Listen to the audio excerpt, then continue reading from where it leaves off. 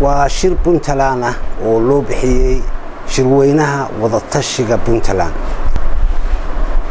وحال لي هاي تضبيط طبعا سنضوط أيام معمول كبنتلان سوتشري محا وهرقلي محا كردين ماي محا فرصة وهلاي محا عقبضة النقضي حقين مريا حقين لو صعدا dadka Puntland ayaa ay u tahay fursad weyn oo dawladdu isugu keenayso iyaga oo dawladii ah iyo dadweynihii heer ay yihiinba haday tahay isimada uqaasha ama hoggaanka dhaqanka haday tahay waxqaradka haday tahay ururada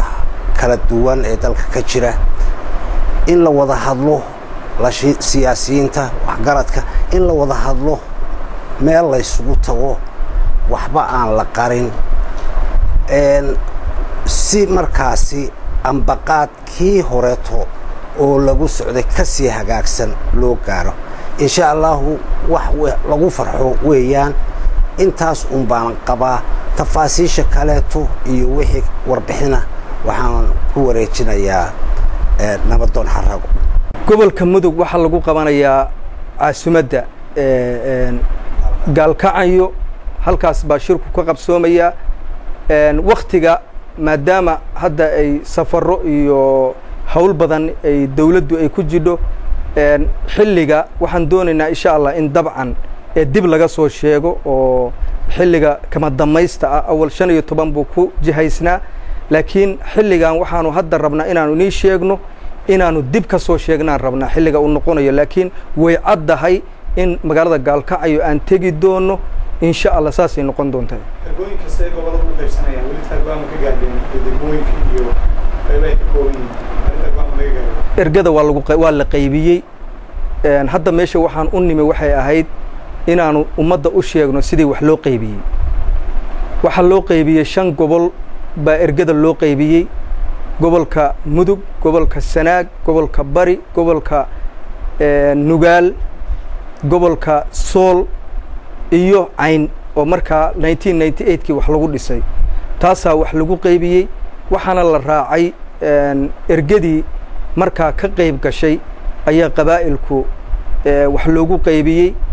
wayna insha Allah wayna soo baxday waxaan rajaynaynaa insha Allah inay waan dhamaystiran tahay ergadu way dhamaystiran tahay kaliya waxa haray meeshiina waan sheegnay waxa haray invitationkii in loo soo diro oo ay si habsami leh u yimaadaan insha Allah marka gobolada kale gobolka Koonfurta gobolka bari oo hadda ka kaari bari noqday gudaha intee tiradooda gobolka Taageero gobolka bari wuxuu helay 52 gobolka mudug wuxuu helay 29 gobolka nugaal wuxuu helay 29 gobolka sool iyo cayn 49 gobolka sanaag 49 ergadaas marka waxay isku noqonaysaa 253 dadka la casuumo nabadoonaa ma ismaa ma yeesku jiraan dadka shirka qaybgalaya dadka kaalinta ugu weyn oo runtii muhiimadda la siiyay waa oday dhaqameedyada waxa la siiyay 75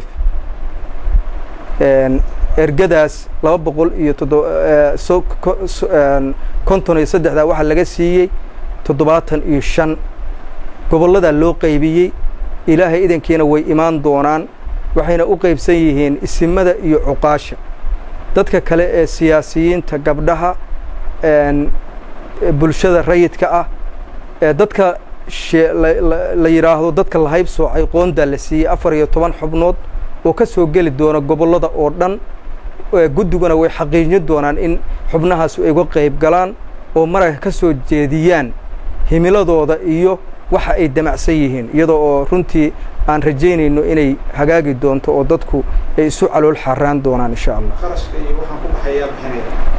kharashka waa naga caawiyay waxay naga caawiyay caalamka oo baabixiyay kharashka ku baxaya sadarteed marka dawladuna waxay qaadatay ammaanka iyo goobta ay hadda sheegeen ugu qaban doono